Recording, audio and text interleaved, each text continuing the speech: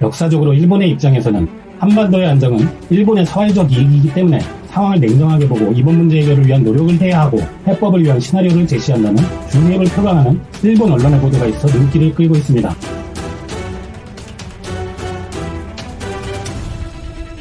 일본의 시사경제 전문 주간지 다이아몬드 온라인을 통해 다나카 히토시 일본 국제전략연구소 이사장은 한일 진흙탕 싸움을 벗어나자 증용공 수출 규제 문제 해결 시나리오라는 기고를 하였습니다. 먼저 히토시 이사장은 현재 일본에서는 한국의 행동은 괘씸하다, 일본은 의연하게 대응해야 한다라는 감정론이 심화되고 관계 개선을 거론한다는 것 자체가 한국의 약한 모습으로 간주되는 현재 일본의 현상이 있으며 일본의 한국에 대한 정책은 다하면 돌려준다라는 직접적인 논리가 지배하고 있는데 한국과의 관계 개선은 어떻게 해나갈 것인가 하는 치밀한 전략은 느껴지지 않는다는 지적으로 시작하고 있습니다. 그리고 한반도의 안정은 일본의 사회적 이익이라며 역사적 측면을 상기시키는데요. 일본의 한반도를 둘러싼 세 번의 전쟁을 언급합니다. 토요토미 히데요시의 조선 출병, 한반도를 주 전장으로 한 청일전쟁, 러시아의 한반도 이권 확대를 봉쇄하기 위한 러일전쟁, 그리고 한일합방을 하여 한국을 지배한 사실을 언급합니다. 이러한 역사의 이유는 일본은 중국과 러시아가 한반도를 지배하는 것이 일본의 안전에 심대한 영향을 미친다고 생각해왔기 때문이라고 합니다. 그러한 맥락에서 1965년 한일관계 정상화 이후 경제적으로 전폭적으로 지원하고 미국과 동맹을 맺은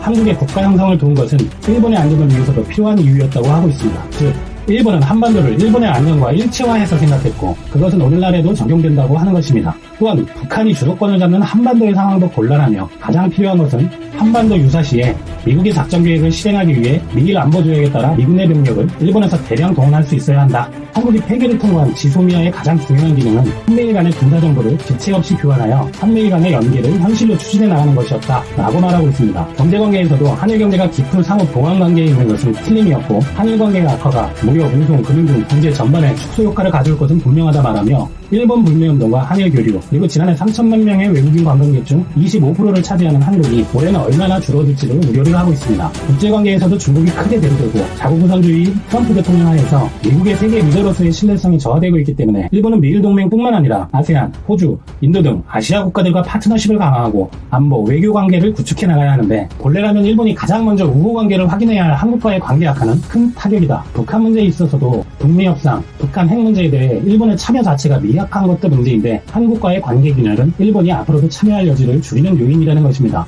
히토시 소장은 한국에 대한 강경론이 효과적인지에 대해 의문을 제시했습니다. 한국의 약속을 지키지 않고 신뢰가 없는 이유는 일본이 한국을 응석부리게 계속 내버려 두었기 때문이라는 의식에 대한 반작용이 한국에 대한 강경론의 원인이라고 주장합니다. 그리고 한국의 문재인 정권과 청와대는 386 세대 중에서도 근본주의적 진보 시민운동 출신이 많아서 과거사에 대해 경직적인 경향이 강하고 반일의식을 국내 정치를 위해 활용하는 것이 일상적이며 대통령의 지지율을 위해서 대외 강경 노선이 사용되고 있는 것은 부정할 수 없다. 또한 위안부 문제와 강제징용 문제에 대해 한국 정부가 취한 행동은 분명히 무책임하며 방어될 수 없다고 주장합니다.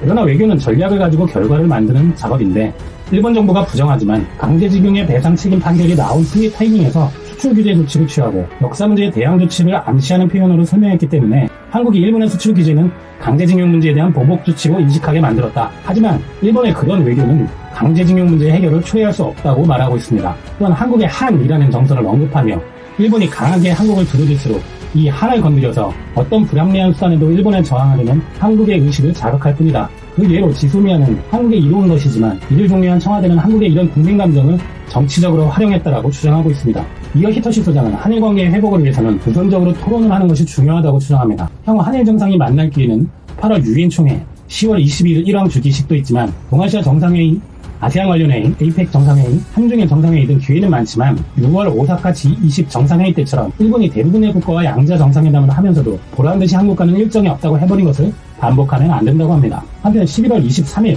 지소미아가 공식적인 만료 기한이며 강제징용 문제에 대해서도 압류된 신일본 제철의 자산의 현금화가 이루어지면 한일 관계는 돌이킬 수 없을 것이라고 예상합니다. 그래서 결론적으로 히토시 소장이 말하는 한일 관계 회복의 단계는 이렇습니다. 우선 양국 정치 지도자들이 한일 관계의 중요성을 객관적으로 말하는 것이 가장 중요하다. 이를 통해서 양국 국민이 미래의 한일 관계의 의의를 생각하고 반일 반한 감정의 분출을 억제할 수 있다. 이번 관계 악화의 원인인 강제징용 배상 문제에 대해서는 한국 대법원의 판결이 정치색이 강한 것이었다 해도 사법의 독립이라는 관점이 있는 것과 개인의 청구권은 사라지지 않는다는 것을 이해하여야 한다. 그러나 한일 청구권 협정에서 국가 간 청구권이 소멸되었고 협상 과정에서 강제징용 청구 문제도 포함되어 있었기 때문에 국제법과 한국 대법원 판결에 의한 국내법의 충돌은 한국 정부가 책임지고 해결해야 하고 해결의 책임은 일본 정부와 일본 기업에 강요할 수는 없다. 그 이후에 강제징용 문제에 대해 일본 측에서 한국과 어떤 협력을 할 수 있는지 검토할 수 있을 것이다 라고 주장합니다. 지소미아 문제는 한미일의 공동의 이익이기 때문에 한국은 폐기 통보를 철회해야 하며 일본의 한국 수출 규제 문제는 행정조치뿐이기 때문에 한일 양국의 수출 관리 제도를 정기적으로 협의하고 상호 이해가 되면 일본이 수출 규제를 원래대로 할 수도 있을 것이라고 말합니다. 마지막으로 한일 양자가 상호 관계에 있어서 문제 해결 능력이 없다는 것을 국제사회에 계속 보여주는 것은 바람직하지 않으며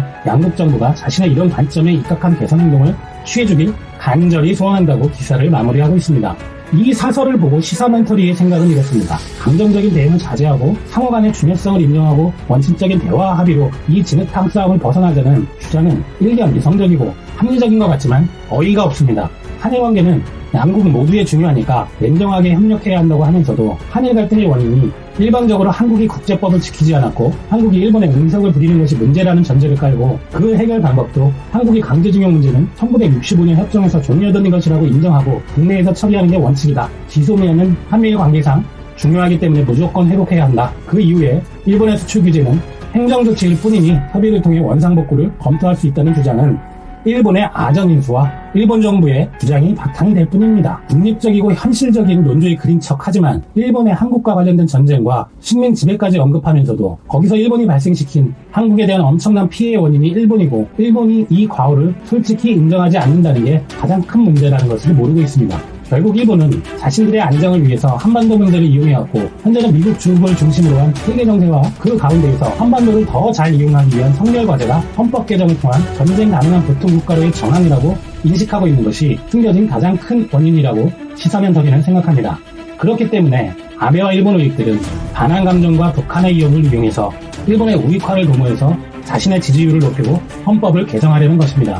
때문에 일본은 절대로 과거사에 대한 솔직한 반성을 하지 않을 것이고 한국도 과거처럼 힘이 없어서 그대로 당하지도 않을 것이기 때문에 한일 관계는 상당 기간 어려워지지 않을까 예상을 합니다. 한일 관계의 회복을 주장하고 객관적이고 이성적인 온건파인치 하는 다나카 히토시 이사장을 비롯한 일본의 지식인들과 언론의 어쩔 수 없는 한계는 일본인들이 근본적인 문제를 솔직히 돌아보지 못하는 수준의 자세이기 때문에 더욱 한일 관계는 험난할 것이라 생각됩니다. 하지만 시사멘터리의 생각은 단한 정부와 언론에 휘둘리는 일본과 다르게 일반적인 한국 국민들도 과거사 문제의 원인과 정부의 외교 그리고 시민들이 해야 할 일들에 대해 잘 알고 현명하게 대처하고 있다고 생각합니다. 한일 관계의 방향과 원인에 대한 여러분들의 생각은 어떠신지 댓글로 토론해보는 것도 좋을 것 같습니다. 지금 일본 분위기가 실제로 물리적 위협까지 있을지도 모른다는 불안이 있는 상태라는 건데요.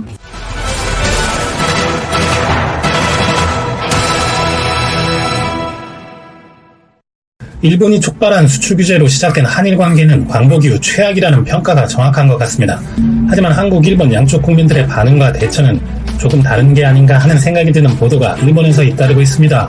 한국에서는 일본 불매운동 열기가 식을 줄 모르고 있지만 불매운동을 지자체나 정치권에서 유도하는 것에는 국민들은 거부하는 성숙한 시민의식을 보이고 있고 최근 발생한 홍대 앞 일본 여성 폭행 사건에 대해서도 한일 관계와는 별개로 엄격한 수사와 처벌을 요구했었지요. 그런데 최근 일본에서는 반한, 나아가서는 혐한을 부추기는 언론의 보도와 출판이 잇따르고 있어서 한국인들뿐만 아니라 일본에서 태어났고 한국어도 할 줄 모르지만 한국의 뿌리를 가졌다는 이유로 불안감을 넘어서 생명의 위협을 느낀다는 분들까지 계신다고 합니다. 이렇게 혐한을 하고 선동을 하는 사람들의 역사는 꽤 오래되었는데요. 일제시대 일본 관동 대지진 당시 조선인 학살 사건이 있었습니다. 1923년 도쿄와 요코하마를 중심으로 한 일본 관동 지방에 진도 7의 대지진이 발생했는데 사망자 9만 9천 명, 행방불명 4만 3천 명, 완전히 무너진 집만 12만 8천 채였다고 합니다. 엄청나게 큰 지진으로 일본 사회가 혼란스러워지는 건 당연한 일이었겠지만 그런데 지진 다음날 내각은 흉흉해진 민심을 잡기 위해 조선인을 희생양으로 삼아버립니다. 조선인이 방황을 하고 폭동을 일으키려 한다. 조선인이 우물에 독약을 집어넣었다. 말도 안 되는 유언비어를 유포시키고 계엄령을 선포했습니다. 이 거짓말을 믿었던, 아니 일부러 믿은 척 했다는 게 맞겠죠. 일본인들은 사경단을 조직하고 대대적으로 조선인들을 색출하고 조선인들을 학살했습니다. 당시 일본인에게 학살당한 조선인은 무려 6,000명에서 1만 명이 넘었다고 합니다. 진짜 말이 안 나오네요. 당시 일본 정부 언론은 오히려 이런 상황을 더 선동하고 방조함으로써 우리 동포들의 피해는 더 커졌습니다. 왠지 지금 한일 관계가 악화일로에 있는 이 상황에서 일본 정부 언론은 반한, 혐한을 부추기는 보도와 방송을 연일하는 것을 보면 지금 상황하고 오버랩되고 일본인들이 야만스러운 군중화가 되어서 한국인들에게 피해를 주지는 않을까 걱정이 됩니다. 너무나간 오버스러운 걱정 아니냐 할 수도 있는데 일본인들이 일제시대 2차 대전 그 이후에도 했던 만행들과 해방 후 현재까지도 혐한 차별을 한 것을 보면 예전처럼 한국인을 학살하고 하는 건 상상하기 어렵지만 그 잠재되어 있던 집단적 야만성이 어떤 형태로 발휘될지는 모릅니다. 실제로 도쿄 MXTV 아침 프로그램에서는 제일 한국인 3세라는 한 여성이 출연해서 불안감을 호소했는데요. 나는 일본에서 태어나 일본에서 자라고 일본의 학교를 다녀서 한국어도 할 줄 모른다. 그런데 한국으로 돌아가 라는 말을 많이 들었다. 나는 살해당해도 상관없지만 나 이후에 청소년이나 아이들은 이 일본에서 안전하게 살아갈 수 있었으면 좋겠다.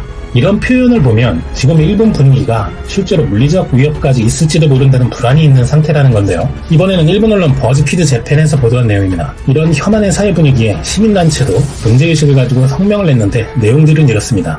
한 제일동포 3세는 친정 부모님에게 김이라고 적혀있는 문패를 내리라고 연락을 했다. 슬픈 결정이었지만 어쩔 수 없었다. 연일 미디어가 한국을 반일이라고 야유하는 보도를 반복하고 있어서 결혼해서 출가를 했지만 친정이 너무 걱정된다. 어떤 분은 병원에서 한국 이름이 들릴 때 한국인인 게 들킬까봐 피했다. 한국인인 게 들키면 어쩔까 해서 집 밖에 나가는 것이 무섭다. 라고 하는 사람들도 있다고 합니다. 심지어 제일 한국인 중에는 살해될지도 모른다고 두려움을 품는 사람마저 있다고 합니다. 얼마 전에는 제일한국 대사관에 한국인은 꺼져라며 총을 가지고 한국인을 노리고 있다고 협박문과 함께 총을 한 발 발사했던 사건도 있었다네요. 현재 일본에 사는 외국인은 280만 명, 한국인은 48만 명, 한국에 뿌리가 있는 사람은 100만 명이 넘을 것이라는데요. 이성적인 국가라면 이런 현상을